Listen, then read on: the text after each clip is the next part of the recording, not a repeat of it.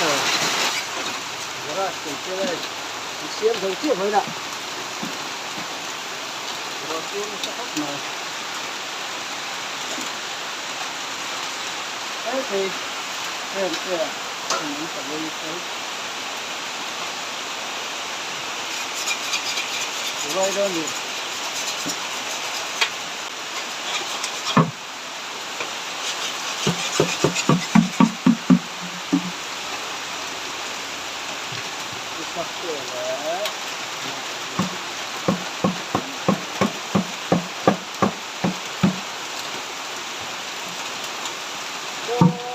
lại số cái xir số mấy càng mua số một thế này số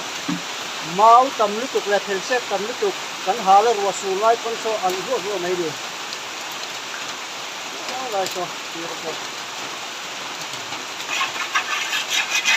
hai thế nào rồi mấy thế rồi cái cắn dưới này